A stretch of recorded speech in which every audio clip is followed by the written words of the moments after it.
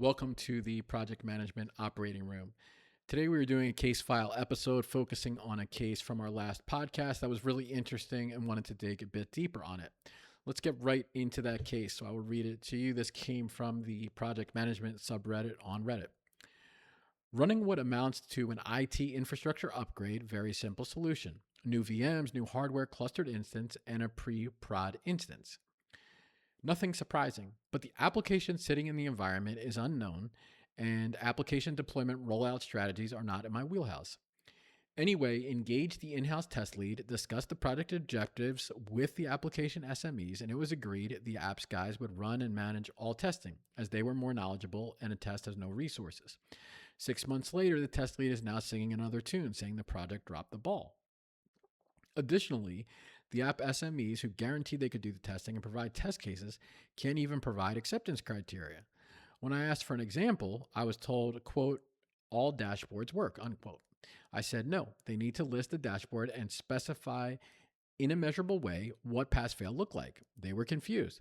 So now I'm looking like I haven't considered testing for the project and I'm under pressure to define test plans the SMEs were supposed to have written.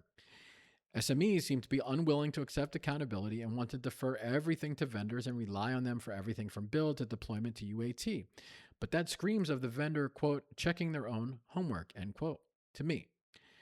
Add to this, go live is 9 months away and my portfolio are asking for a detailed go live plan. I'm saying, given the hardware hasn't even arrived, it's too early to drill down into details until I know with some level of certainty when it is planned for. They're pushing back. I'm getting the impression there's also politics. I'm historically infrastructure, but I've been asked to do this application because it's a mix of both. But I'm getting the distinct impression now there's a background battle between department heads in the different areas, and I'm caught in the middle. It also feels like I might get yanked off the project. The portfolio want me to work full time on it. My line management refuses because there's too much to work on. My capacity is forecast at about 150% for the next 4 months, and 3 of my 10 or so projects are strategic. Any advice on how to best navigate or not take things personally? Getting burned out now and seriously considering taking leave, but can't afford it because I'm a contractor, so no work equals no pay. Edit to add, I'm 100% accountable here for the stuff not being delivered to date. I'm owning that. But has anyone some practical advice on herding the cats and getting back on track, given their lack of ownership of tasks, coupled with my failure to follow up on deliverables? So there's a lot there.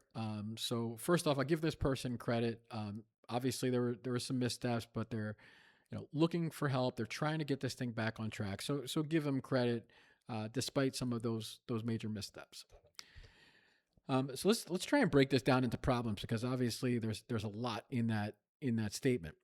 So the first one that we heard about was the test cases and acceptance criteria haven't been done. The second one is the project is essentially late and we're unable to deliver a go live plan. The third one is the project feels the SMEs are not accountable. So we have like kind of this very chaotic situation where, the SMEs are pointing to the vendor, the project manager is pointing to the SMEs. It's very chaotic.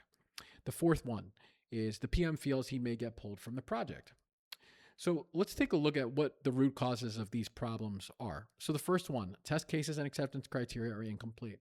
Well, they're incomplete because a verbal agreement from 6 months ago was assumed to hold water, and that didn't happen.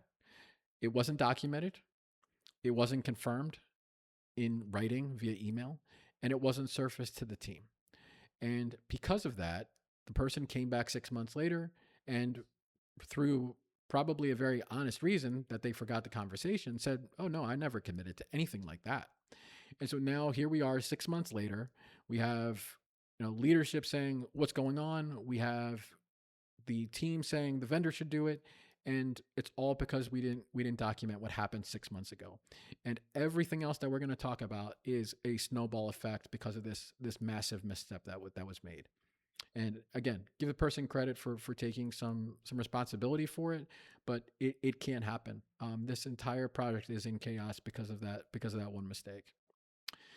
Number 2 was the project is late and we're unable to deliver the go live plan. Well, I think there's, so it was explained in there that the go live plan was, had some contingencies on some hardware that hadn't arrived yet, but for me, the root cause here is that the project is way behind schedule. So the focus has been on these test cases and acceptance criteria that were supposed to be done 6 months ago, and they haven't been.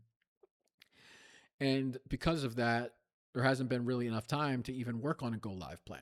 That's my assumption. Again, we don't have every bit of context, but that's what I'm assuming is happening here, where the poster said, okay, well, we don't have the hardware, so I can't do it. To me, it's we have so many other things that we're dealing with because we're so far behind schedule. That's actually the real issue. So that's my take on it, is that everything's behind schedule, so we can't deliver the go live plan. And that lack of a go live plan, we'll talk about a little bit later, is another big tip of the iceberg here. The next one is the PM feels the SMEs are not accountable. Well, the root cause here is the accountability started 6 months ago. In that situation, the project manager was not accountable for anything. Again, like we said, no documentation, no confirmation, and no surfacing to the team of the verbal agreement. So that demonstrated for the team that the project manager is not accountable. The team is not accountable because they weren't forced to be accountable by having that documented that they agreed to do that work. And so that sets the tone for the entire project.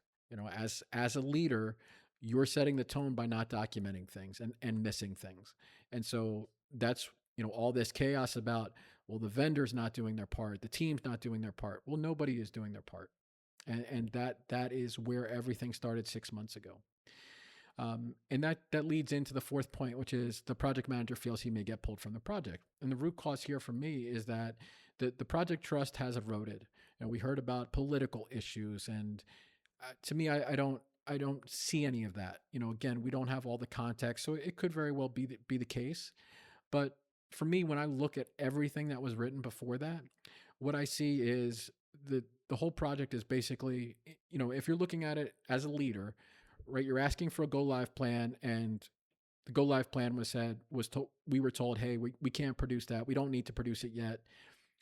In the midst of that, you have this, big kerfuffle with, we have the team saying the project manager dropped the ball. We have the project manager saying, well, the team's not producing the test cases that they promised, and the vendor shouldn't be double checking their work. The team is trying to push it to the vendor, and there's no leadership here. There's no chaos. It's all chaos, and as a leader, you're going to lose trust. And I think that's exactly what has happened here. I don't think it's for political reasons. I think they have this project. They needed to complete the project.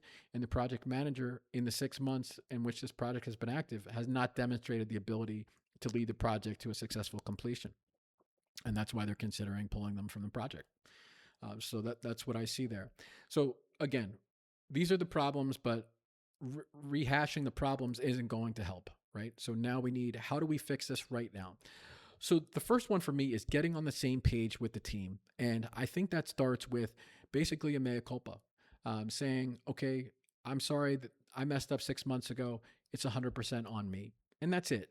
Don't get into any, caveats or anything like that. Just, I own it. I'm sorry. I want to work with you guys to fix this, and I want us to complete this project successfully. That's it. Most people will accept that. Just a straight up apology, no blaming, no qualifiers, just this is on me, and move forward. And I think that can help ease up some of this, he said, she said chaos that's going on right now. The second thing that I would do is, we heard in that post about, okay, well, this was provided as a test case and acceptance criteria, and it was all dashboards work. And the poster went on to say, yeah, well, that's a terrible test case. They need to be able to say like how it should work and, look at all the different components of the dashboard. Well, clearly this project manager has a decent sense of what a good test case and acceptance criteria should look like. Why are they not leading the efforts to get those test cases? So here we are, we're worrying about, no, the team has to do it. The team is saying, no, the vendor has to do it. The team is saying, no, the project manager dropped the ball.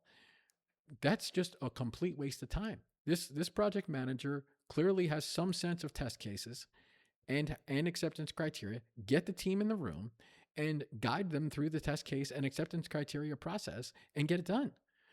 This whole, thing is just completely shocking to me that this hasn't happened yet. So this is the easiest solution that I see here is getting this done. There is no reason this cannot be done in a matter of a couple days. Again, I don't know the scale of the project, but generally speaking, a small project. I mean, this isn't even, this shouldn't even be more than like a full day of work.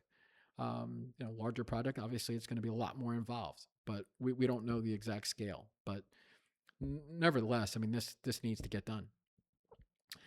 The last one is, I think it's clear whether this person just dropped the ball or if they were over allocated. And the reason I say that is because in the towards the end of that post, they said, I'm projected for the next 4 months to be 150% over allocated.